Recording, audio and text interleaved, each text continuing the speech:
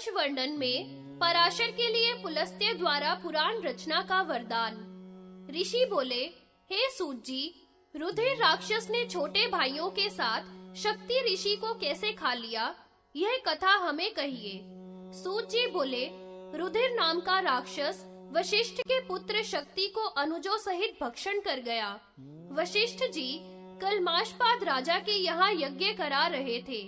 विश्वामित्र से प्रेरित वह राक्षस भाइयों सहित शक्ति को भक्षण कर गया।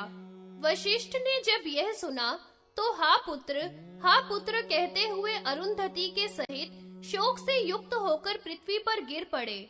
पुत्र के बिना अब हम जीवित नहीं रहेंगे, ऐसा निश्चय करके पर्वत की चोटी से पृथ्वी पर गिर पड़े। उनको इस प्रकार गिरता हुआ देखकर वशिष्ठ की पुत्र वधू शक्ति की स्त्री इनको समझाने लगी कि हे ब्राह्मण श्रेष्ठ, इस शरीर की रक्षा करो। मेरे गर्भ में आपका पौत्र स्थित है, उसे आप शीघ्र ही देखोगे। ऐसे समझाकर उन्हें जल से मुंह धुलाकर आश्रम में ले गई। पुत्र वधू के वचनों को सुनकर वशिष्ठ को कुछ होश आया, परंतु पुनः दोनों ही वशिष्ठ और अरुंधति विलाप करने लगे। जैसे विष्णु की नाभि में विराजमान ब्रह्मा हो, वैसे ही गर्भ में स्थित उस कुमार ने वेद की एक ऋचा बोली। उसे सुनकर भगवान वशिष्ठ बड़े अचंभे में पड़ गए कि यह किसकी बोली है। तब आकाश में स्थित कमल नयन विष्णु भगवान ने वशिष्ठ से कहा, हे पुत्र प्रेमी वशिष्ठ जी, तुम्हारे पौत्र के मुख से ही यह ऋचा निकली है। शक्ति का पुत्र और तुम्हारा नाती यह बालक मेरे ही समान है, अतः तुम शोक को छोड़ दो। तुम्हारा यह नाती रुद्र की पूजा में परायण तथा रुद्र के प्रभाव से अपने कुल को तारेगा। इस प्रकार कहकर विष्णु भगवान अंतर ध्यान हो गए। विष्णु भगवान को प्रणाम करके, हे पुत्र, तेरे पुत्र का दर्शन करके तेरी माता के साथ तेरे ही पास आऊंगा, ऐसा कहने लगे। अदृश्यंती भी अपने पेट को ताड़न करती हुई पृथ्वी पर गिर पड़ी। तब पति शोकाकुल उस अदृश्यंती को अरुंधति और वशिष्ठ ने उठाकर समझाया कि हे विचार वाली, तेरे गर्भ में स्थित शक्ति के पुत्र का मुख रूपी अमृत पान करने को हम जीवित हैं, तू इस देह की रक्षा कर। अदृश्यंती बोली, हे मुनि श्रेष्ठ, अशुभ हो या शुभ हो, इस शरीर का मैं पालन करूंगी। भर्ता के बिना मैं दीन नारी दुखी हूँ। माता, पिता, पुत्र, पौत्र, ससुर ये सब बांधव हैं, परंतु स्त्रियों की परागति तो पति ही है। मेरे हृदय की कठोरता देखो कि प्राण समान पति को त्याग कर अभी जीवित हूँ। ऐसे पुत्र वधू के वचन सुनकर वशिष्ठ जी उसे समझाकर अरुंधति के साथ आश्रम में ले गए। वह गर्भ का पालन करती हुई 10वें मास में पुत्र उत्पन्न करती हुई, जिस प्रकार अदिति ने विष्णु को उत्पन्न किया था।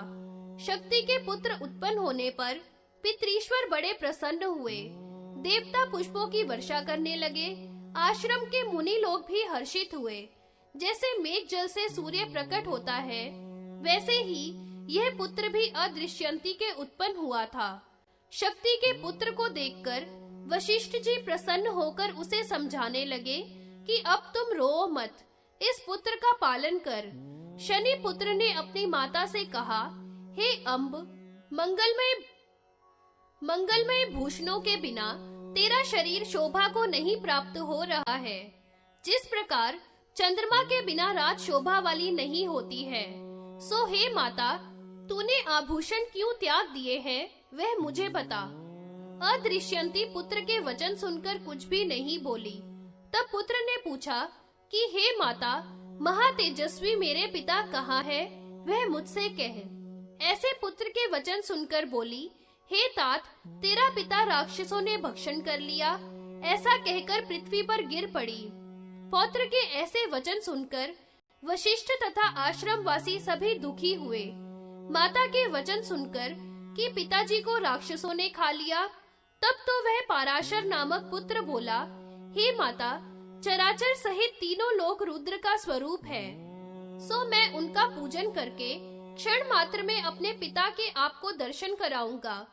पुत्र के ऐसे वचन सुनकर माता बोली, तेरा यह वचन सत्य हो तू शिव का पूजन कर।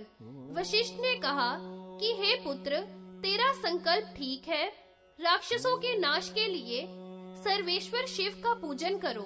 वशिष्ठ को, अरुंधति को और अपनी माता को प्रणाम करके क्षण मात्र में वह पांचों की एक लिंग शिव मूर्ति बनाकर शिव सूक्त और त्र्यंबक सूक्त से पूजन करके तथा शिव संकल्प मंत्र द्वारा पूजन करके यथाविधि अर्घ देकर पराशर बोला, हे भगवान रुद्र, महातेजस्वी मेरे पिता को मैं भाइयों सहित देखना चाहता हूँ। इस प्रकार शिवलिंग को प्रणाम करके हा रुद्र कहकर रोने लगा और गिर पड़ा। उसको दुखी देखकर शंकर जी प्रार्थना से बोले कि हे महाभागे, मुझ में आसक्त रोते हुए उस ब्राह्मण को देखो। वह महादेवी रुद्र में आसक्त तथा लिंगार्चन में तत्पर उसको देखकर रुद्र भगवान से बोली, हे परमेश्वर, इसको वांछित वरदान दो। शंकर जी ने कहा, हे पार्वती, मैं इस ब्राह्मण की रक्षा करूंगा। मेरे दर्शन करने योग्य दृष्टि मैं इसको देता हूँ। यह कहकर दिव्य दृष्टि उसको दी, जिसको प्राप्त कर वह ब्रह्मा, विष्णु आदि से सेवित भगवान नील लोहित का दर्शन करने लगा। तब तो वह उनके चरणों में गिर पड़ा। भवानी और नंदी को प्रणाम करके कहने लगा कि मेरे समान देवता दानव आदि कोई भी नहीं है। आज मेरा जीवन सफल है। मेरी रक्षा के लिए बाल चंद्रमा धारण करने वाले शिवजी प्रकट हुए हैं। उसी समय आकाश में स्थित भाइयों के सहित पराशर के पिता का दर्शन किया। सूर्य मंडल के समान विमान में बैठे भाइयों के सहित पिता का दर्शन कर प्रणाम किया और बड़ा प्रसन्न हुआ। तब वृषभ ध्वज शंकर ने वशिष्ठ पुत्र शक्ति से कहा, हे शक्ति, तुम आनंद के अश्रुओं से युक्त नेत्र से अपने पुत्र को देखो। अरुंधति कल्याणी माता को, भार्या को तथा पिता वशिष्ठ को देखो तथा माता पिता को नमस्कार करो। शंकर की आज्ञा से शक्ति ने माता पिता को प्रणाम किया। शक्ति बोले, हे वत्स, हे पुत्र पराशर, तुमने गर्भ में स्थित मेरी रक्षा की है। मैंने अणुमादिक ऐश्वर्य तेरे मुख को देखकर सब प्राप्त कर लिए। अदृश्यंती, अरुंधति तथा पिता वशिष्ठ, इन सब की रक्षा करो। हे पुत्र, हमारे सब वंश को तुमने तारण कर दिया। पुत्र से लोक को जीतने वाली श्रुति को तुमने चरितार्थ कर दिया। अब तुम शंकर जी से इच्छित वरदान मांगो। मैं भी भाइयों सहित पिता को प्रणाम करके भार्या को देखकर तथा शंकर को प्रणाम करता हूँ। और ऐसा कहकर प्रणाम कर शक्ति पितृलोक को चले गए। तब महादेव जी भी पराशर पर अनुग्रह करके अंतर ध्यान हो गए। शिव के चले जाने पर महेश्वर को प्रणाम करके मंत्रों के द्वारा राक्षसों को वह पराशर जलाने लगा। मुनियों सहित वशिष्ठ जी ने कहा, हे तात, क्रोध मत कर। राक्षसों ने तुम्हारे पिता का कुछ अपराध नहीं किया। क्रोध मूर्खों का होता है, बुद्धिमान लोग क्रोध नहीं करते। हे तात, कौन किसको मारता है? यश और तप का क्रोध नाश करता है। इससे अनपराधी राक्षसों को नाश मत करो। इनको छोड़ो, क्योंकि साधु क्षमा के समान होते हैं। वशिष्ठ के वाक्य से पराशर ने राक्षसों के मारने वाले यज्ञ को समाप्त किया। वशिष्ठ जी इससे प्रसन्न हुए। इस यज्ञ में ब्रह्मा के पुत्र पुलस्त्य जी भी पधारे। वशिष्ठ जी ने इनको अर्घ पाद्य से पूजन कर आसन पर बैठाया। प्रणाम करते को देख मुनि बोले कि हे पराशर, वशिष्ठ के वाक्य से यज्ञ समाप्त कर क्षमा को तुमने धारण किया है। इससे तुम सर्व शास्त्रों को जान जाओगे। हे महाभाग, दूसरा वर यह भी मैं देता हूँ कि तुम पुराण संहिता को रचने वाले होगे। प्रवृत्ति और निवृत्ति के कर्म में तुम्हारी बुद्धि निर्मल रहेगी। मेरी कृपा से तुम असंदिग्ध रहोगे। फिर भगवान वशिष्ठ बोले, हे तात, महात्मा पुलस्त्य ने जो कहा है वह सब सत्य हो।